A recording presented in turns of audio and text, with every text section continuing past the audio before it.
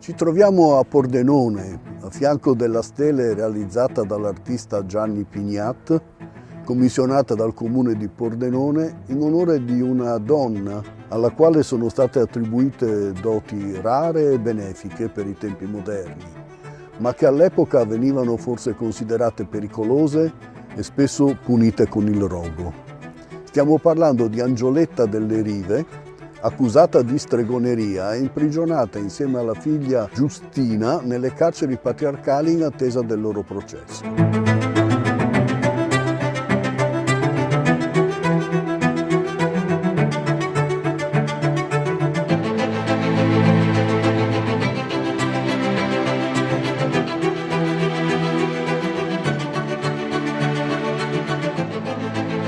Ma queste donne erano realmente delle streghe o erano dei precursori della medicina alternativa moderna? Cercheremo di capirlo meglio parlando con una guaritrice moderna. Siamo ospiti della signora Mirella oggi e parleremo proprio di questi argomenti.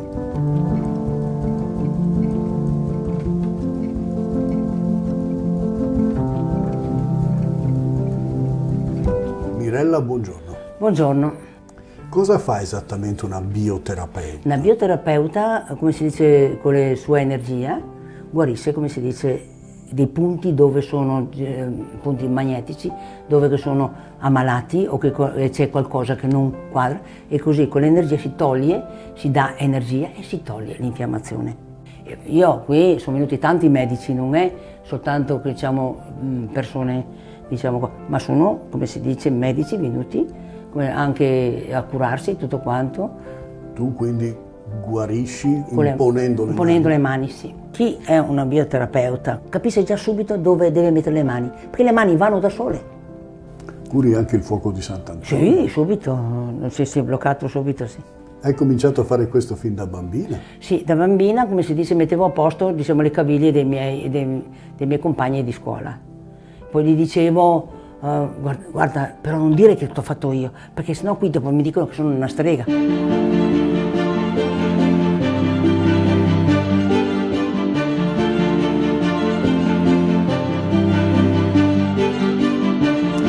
Nel febbraio del 1650 Angioletta venne denunciata a Francesco Loredan, provveditore e capitano di Pordenone, con l'accusa di maleficio ai danni della moglie del cavaliere pretorio. Nel settembre dello stesso anno l'inquisitore avviò il procedimento nei confronti di Angioletta, che si concluse con la incarcerazione sua e della figlia Giustina. Mentre era detenuta nelle carceri patriarcali di Udine, Giulio Missini cercò di arrivare alla confessione della donna di essere strega e di saper intervenire sui malati perché aveva stretto un patto con il diavolo.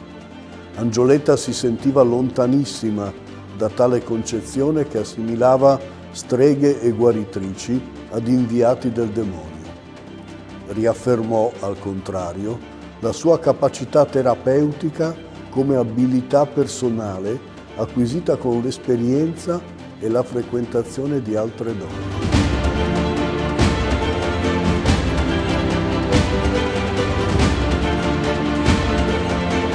Ma tu in pratica vedi la parte malata? Sì. Cioè proprio la vedi con gli occhi? Sì, ma vedi anche un'aura, vedi qualcosa di le aure, sì. Le aure che noi abbiamo sono tutte uguali? Cioè ognuno di noi ce l'ha uguale? Beh, la maggior parte sì, quelli che sono malati invece no, perché è molto flossia, come si dice, proprio, specialmente quando ho un tumore.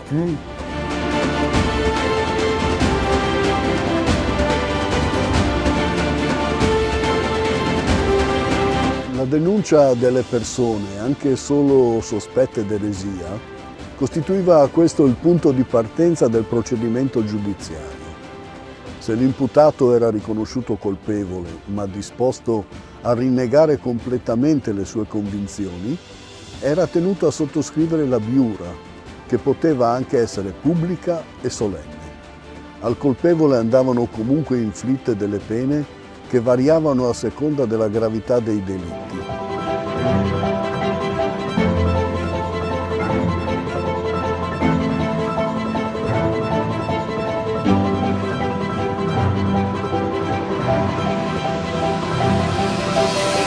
Sembra fosse particolarmente abile nella cura degli ammalati, cui si dedicava utilizzando erbe e sistemi terapeutici che erano empirici e spesso tradizionali. Raccoglieva la camomilla, l'iperico, che è chiamata anche l'erba di San Giovanni, l'erba della scrofola, utilizzava oli e polveri che faceva comprare dallo speziale. Sapeva anche raddrizzare le ossa. Accompagnava le sue azioni con formule rituali, quasi ad invocare l'intervento divino sui propri gesti.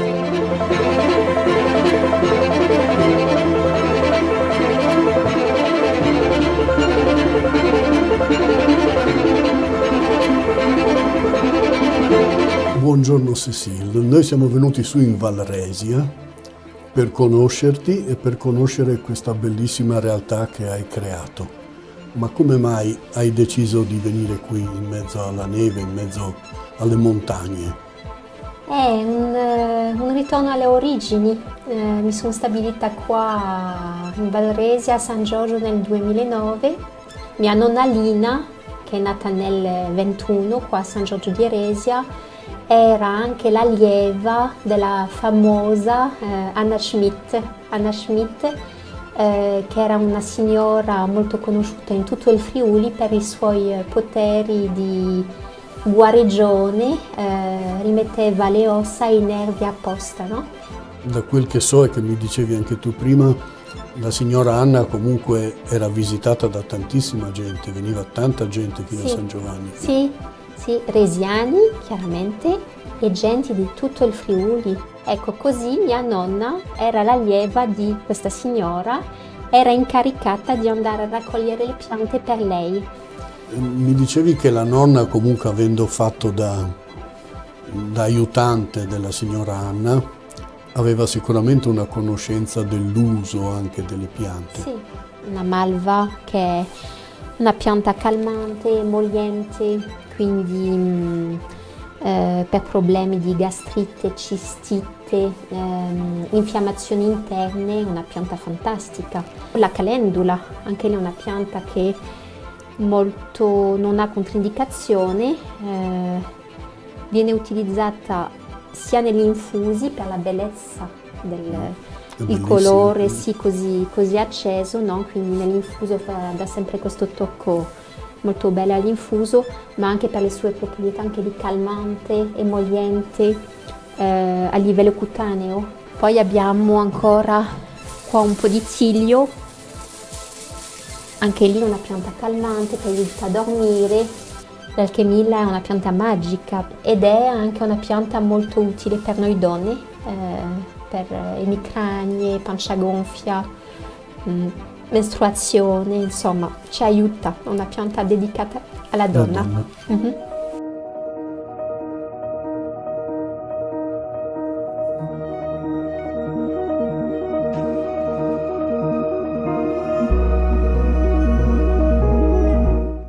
Mercoledì 4 gennaio 1651, la sopradetta Angioletta delle Rive cadde malata e la notte seguente, raggiunta da dolore colici, mutò la vita con la morte. Certamente la nostra imputata non aveva finito i suoi giorni sul rogo come lei stessa pare aver temuto e come era capitato a molte altre donne in tutta Europa.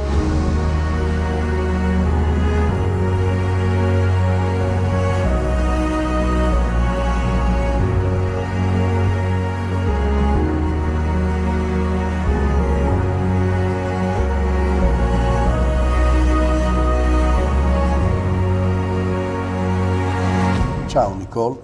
Ciao, Grazie. È un piacere essere qui.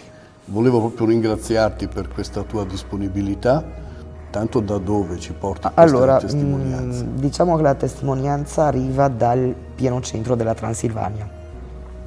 Nei bambini, per esempio, si usa legare un nastro rosso in modo da allontanare il malocchio, perché dice che Strigoi faceva anche il malocchio.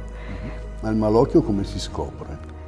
Il malocchio può individuarlo solo chi ha il dono. E in paese, per esempio da noi, c'era la mia bisnonna e altre 2 persone. che avevano questo dono, quindi quando uno aveva il bambino ammalato glielo portava e erano due le opzioni: se non funzionava la formula, diciamo quella classica, si usavano intrugli di erbe, che la mia bisnonna aveva le sue ricette, antiche radici, erbe. Per esempio, quando avevamo la tosse non ci davano il sciroppo per la tosse, ci davano il sciroppo di bucce di cipolla. Dai. Sì. Poi delle radici di alta montagna che avevano quel gusto amaro cattivo, e le metteva in infusione e faceva sti sciroppi che dispensava a destra e a manca. Quando avevamo la febbre si faceva l'impacco di grappa, avevi diarrea, si prendeva il grano, si boliva il grano e l'acqua del grano bolito era il rimedio per il mal di pancia. Mal di orecchie, spicchio d'aglio dentro l'orecchio. Mi ricordo che andava a raccogliere i fiori di tiglio all'alba perché dovevano avere ancora la rugiada. Sì. Lei disse che ero l'unica della famiglia a cui poteva trasmettere quel dono.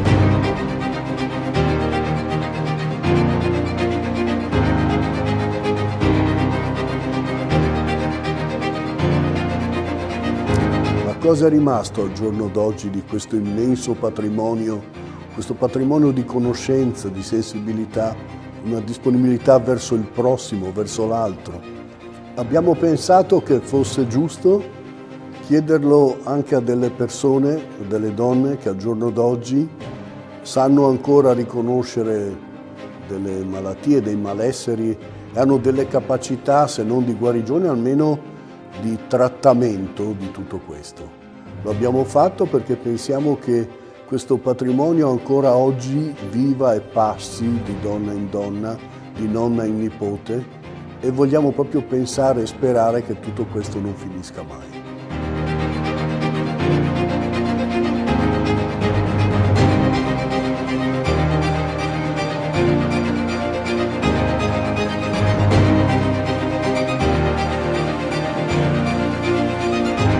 Ma a conclusione di tutta questa vicenda, la moglie del cavaliere pretorio Francesco Gallerà guarì dalla sua infermità? Parrebbe proprio di sì.